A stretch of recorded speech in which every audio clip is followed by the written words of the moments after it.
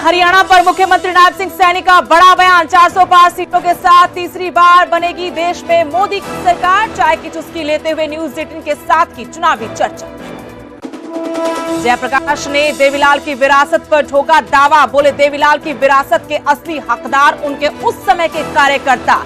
हिसार के चुनावी दंगल में पहले से चौटाला परिवार के 3 सदस्य शामिल। ईडी की बड़ी कार्रवाई। हरियाणा से कांग्रेस विधायक धर्म सिंह छोकर के बेटे सिकंदर को हरिद्वार से किया गिरफ्तार। करीब 2000 करोड़ के मनी लॉन्ड्रिंग मामले में हुई गिरफ्तारी।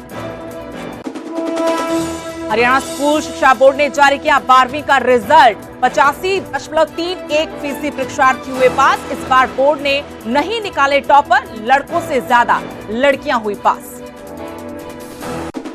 ऑटो में ले जाने से मना करने पर एक शख्स ने ऑटो चालक पर तानी पिस्तौल। बीच बचाव करने आए रिक्शा चालक को लगी गोली, हालत नाजुक।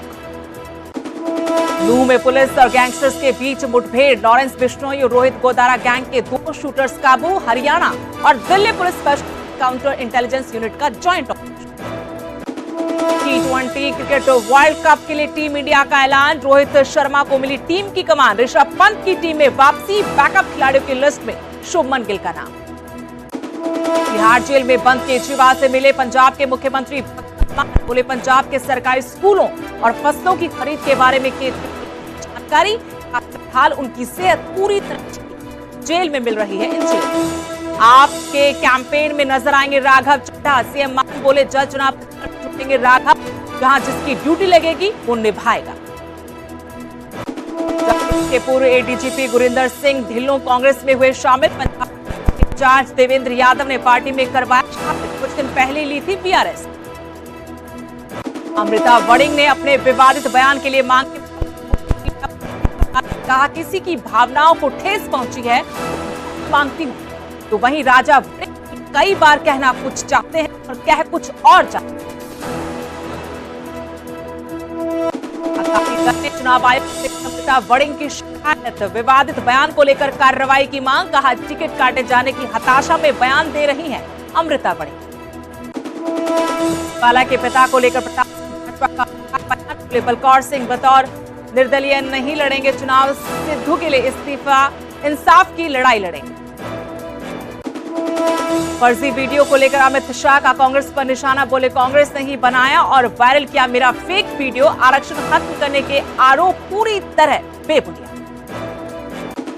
कोविशील्ड वैक्सीन के साथ हार्ट अटैक और स्ट्रोक का हो सकता है खतरा। कंपनी ने ब्रिटिश कोर्ट में माना कोविशील्ड के शरीर पर हो सकते हैं गंभीर साइड इफेक्ट। प्रायोजक महाकोश कच्ची घानी सरसों तेल और रिफाइंड सोयाबीन ऑयल। चुनो सही।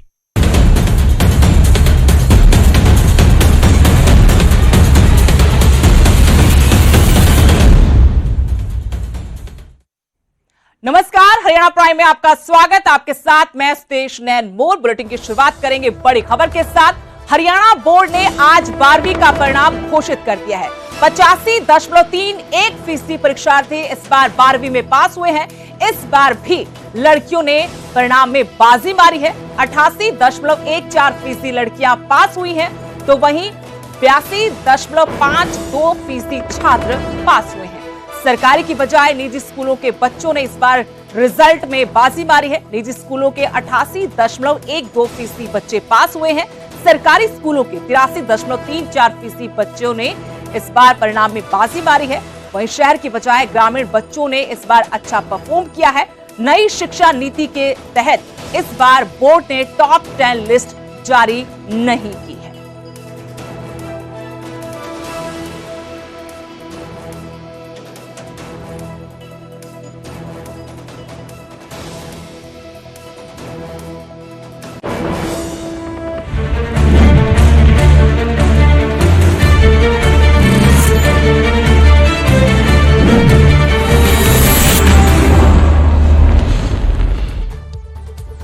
खबरें चुनावी दंगल से। गुरुग्राम से पहली बड़ी खबर, जहां जेजेपी उम्मीदवार राहुल फाजुलपुरिया चुनाव प्रचार में जुटे हुए हैं। कल वो नामांकन करेंगे। पूर्व उप मुख्यमंत्री दुष्यंत चौटाला नामांकन के दौरान मौजूद रहेंगे। इसके अलावा जेजेपी नेता दिग्विजय चौटाला भी रहेंगे। नामांकन से पहले उन्होंने राव इंद्रजीत सिंह पर बड़ा जुबानी हमला किया।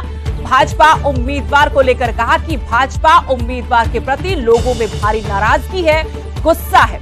राहुल फाजिलपुरिया को इस बार जेजेपी ने गुरुग्राम लोकसभा सीट से टिकट दिया है और फाजिलपुरिया ने नामांकन से ठीक एक दिन पहले फिर से रिकॉर्ड मतों से जीत का दावा किया है। कहा कि कल नामांकन पर लोग उनको जीत का आशीर्वाद देंगे। कल नामांकन करेंगे राहुल यादव फाजिलपुरिया। जेजेपी ने लोकसभा सीट गुरुग्राम से उनको टिकट देकर उम्मीदवार बनाया है। लगातार चुनाव प्रचार में जुटे हुए हैं। दावा कर रहे हैं कि इस बार गुरुग्राम की जनता युवा पर विश्वास करते हुए ये चुनावी रण जितवाएगी। राव इंद्रजीत सिंह से भी वो करीब 20 सालों का हिसाब मांग रहे हैं और कह रहे कि लोगों में नाराजगी है, सांसद होते हुए कोई विकास का काम नहीं करवाया। कल हमारे लिए, हमारी पार्टी के लिए एक त्योहार है, इसको हम त्योहार के दिन जैसे पूरी तैयारी होती है जोरों शोरों से, वैसे लगे हुए हैं। हमें पिछला एक हफ्ता हो गया इसकी तैयारी करते हुए। कल जोरों शोरों से पूरे हरियाणा को देखने के मिले गुड़गांव के अंदर को त्योहार बना। और क्या कुछ दावे और वादे आपके इस स्टेज से रहने वाले और कौन कौन आएगा यहाँ पे?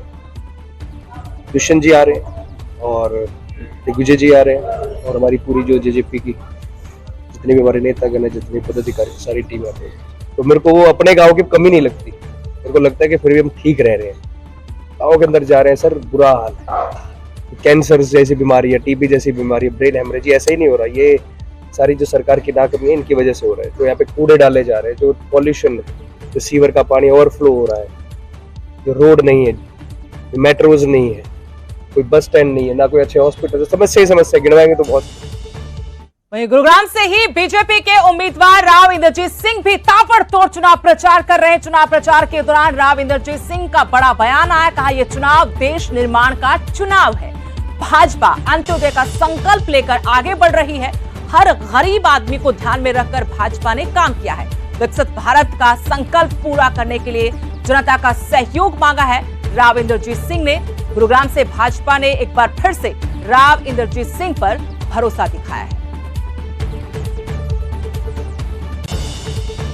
देखो, डेवलपमेंट तो भारतीय जनता पार्टी की सरकार ने बेशुमार करी है। हरियाणा हटा नहीं है उससे पीछे, हरियाणा का दक्षिणी एरिया भी हटा नहीं है पीछे। जिस तरह से हाईवेज बने हैं, जिस तरह से चिकित्सा की सुविधाएं उपलब्ध करवाई गई हैं, छोटे से छोटे आदमी के लिए कोई ना कोई स्कीम्स बनाई गई है। हमारे मैनिफेस्टो में भी यही आया है कि जो सबसे आखिरी लाइन के अंदर खड़ा हुआ बंदा है उसके लिए योजना बनाई जाएंगी और लक्ष्य ये है कि 2047 के अंदर भारतवर्ष एक विकसित देश बने। मुख्यमंत्री नायब सिंह सैनी भी धुआंधार चुनाव प्रचार में लगे हुए हैं। इस दौरान उन्होंने न्यूज 18 को धमाकेदार इंटरव्यू दिया है। मुख्यमंत्री ने न सिर्फ भाजपा की बम्पर जीत का दावा किया है, बल्कि विरोधियों को भी जमकर आड़े हाथों लिया है। पर लगातार वोट मांग रही है पार्टी, खुद की जो उपलब्धियां हैं उनको नहीं गिनवाते हैं। नहीं, हम तो नहीं राम के नाम के ऊपर वोट मांगते, परंतु वो भी देश को ये बताएं 60 साल देश के ऊपर शासन किया, उन्होंने कहीं मैनिफेस्टो में एक लाइन लिखी हो, उन्होंने कोई एक शब्द ये कहा हो कि हमारी सरकार आएगी हम भगवान श्री राम का भव्य मंदिर बनाएंगे, तो हम बात नहीं करेंगे, वो बता दें देश को। परंतु अगर वहाँ के ट्रस्ट के, अरे भगवान श्री राम का भव्य दिव्य मंदिर बन गया और वहाँ के ट्रस्ट के पदाधिकारी निमंत्रण देने के लिए आते हैं, उस निमंत्रण को भी ठुकराते हैं और फिर इस प्रकार की बातें करते हैं कि इस देश के अंदर सबसे पहला अधिकार अल्पसंख्यक का है, तो वो देश को किस दिशा के अंदर ले जाना चाहते हैं? धर्म के आधार के ऊपर अगर ये कहीं ना कहीं कमजोर कर रहे हैं या धर्म के आधार के ऊपर बांटने का काम कर रहे हैं या जातियों के अंदर जातियां बनाने का काम किया है तो कांग्रेस पार्टी ने किया है, वो दुर्भाग्यपूर्ण है। इस प्रकार नहीं होना चाहिए। भारतीय जनता पार्टी, आदरणीय नरेंद्र मोदी जी जब भी कभी बोलते हैं, आप लोगों ने सुना भी होगा, उनका एक बात रहता है, वो ये बात बोलते हैं कि इस देश के ऊपर, सब संसाधनों के ऊपर इस देश के सबसे पहला अधिकार इस देश के गरीब का है, उसको मिलना चाहिए सबसे पहले। ये बात नरेंद्र मोदी जी बोलते हैं। कहीं बीजेपी के अंदर भी हल्का फुल्का सुर देखने को मिले नेताओं के कि वो चाहे अनिल विज का नाम लें, ओम प्रकाश धनखड़ का नाम लें, रामविलास शर्मा का नाम लें, कैप्टन अभिमन्यु का नाम लें, वेदपाल जो आपके महामंत्री रहे उनका नाम लें, कुछ सुर ऐसे देखने को मिले, कुछ लगता है आपको? नहीं कुछ नहीं, सभी काम कर रहे हैं मजबूती से। रामविलास शर्मा जी हमारे बहुत ही वरिष्ठ नेता हैं, अभी बड़ी रैली उन्होंने की। धनखड़ जी हमारे राष्ट्रीय सचिव हैं, अभी उन्होंने रैली की, मैं गया स्वयं उस रैली के अंदर। अनिल विज जी ने कल की रैली रखी है, कल 1 तारीख को नॉमिनेशन है, नॉमिनेशन के ऊपर कैंट में ही रैली रखी है। अनिल विज जी हमारे बहुत ही वरिष्ठ नेता हैं और बड़े सुलझे हुए नेता हैं। कहीं कोई नाराजगी है उनमें? नाराजगी नहीं है किसी प्रकार की। मिलकर के हमने उनके आशीर्वाद से, मैंने कहा भी है कि हमारे ये बड़े व्यक्ति हैं। मैं तो शुरू से बोल रहा हूँ, जब से मैं प्रदेश का अध्यक्ष बना था, मैं तभी से एक बात बोल रहा था कि हमने बड़ों का आशीर्वाद लेना है और जो हमारे बराबर के हैं उनको साथ लेना है और जो हमारे से छोटे हैं उनका सहयोग लेना है और हरियाणा प्रदेश को आगे बढ़ाना है। और उसी सोच के आधार के ऊपर मैं लगातार काम कर रहा हूँ। 4.5 साल तक आपके साथ रहे, अब वो लगातार आपके ऊपर वार करते हुए नजर आते हैं कि ये ऐसे करते हैं, ये वैसे करते हैं, मंडियों में नायब सैनी के लोग हैं। लेकिन जिस तरह से घोटालों की अगर बात करें तो आपने पहले भी कुछ कहा है कि जांच की बात कही है, क्या कहना चाहते थे? नहीं देखिए, मैंने जांच की विषय नहीं कहा, मेरे से पत्रकारों ने ही सवाल किया था कि उन्होंने आपके ऊपर कोई टिप्पणी की है, ये भ्रष्टाचार के अंदर लिप्त हैं। मैंने कहा जी मेरे को तो पता नहीं है भ्रष्टाचार में कहाँ से या कहाँ नहीं है।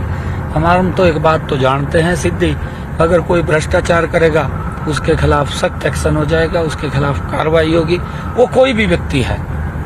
हम इसके अंदर कोई दबने वाले नहीं है। कोई भी व्यक्ति है, अगर कोई भ्रष्टाचार के अंदर लिप्त होगा, भ्रष्टाचार में पाया जाएगा, उसके खिलाफ कार्रवाई हो जाएगी। और उनके ही विधायकों ने, मैंने ये कहा था, भी हमने नहीं कहा है, उनके विधायकों ने इसके ऊपर उंगली उठाई है, हमने नहीं उठाई। तो पत्रकार मुझे कहने लगे कि क्या आप कार्रवाई करेंगे? अगर कोई हमारे को कहेगा तो हम करेंगे। अगर मेरे को आगे कोई कहता है भी भाई ये इसकी शिकायत है और ये इसने गलत किया है, आप इसके ऊपर क्या करेंगे, तो फिर हम विचार करेंगे। तो इंडियन नेशनल लोकदल लगातार कह रही है कि कांग्रेस जो ये हमारे साथ आए, करनाल से उपचुनाव लड़ रहे हैं नायब सैनी, हम संयुक्त उम्मीदवार उतारेंगे, हम हरा देंगे, कैसे देखते हैं?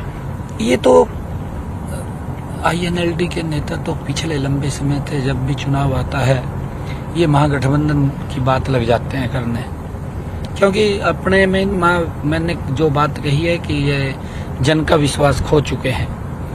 इनके अब व्यक्ति तो रहे नहीं है, अब तो इनके साथ कुछ व्यक्ति जो हैं वो रह रहे हैं, वो भी धीरे धीरे करके कोई किधरी से निकल जाता है, कोई किधर से निकल जाता है।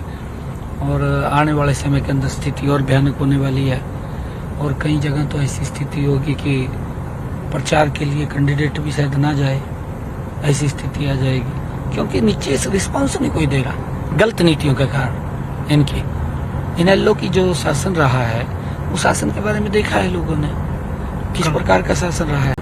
और अब ये एक माहौल बनाना चाहते हैं कि सारे दल इकट्ठे हो जाओ, इकट्ठे होकर उसको हराने का काम करेंगे। कर लो जो वो इकट्ठे, इसमें कौन सा फर्क पड़ रहा है?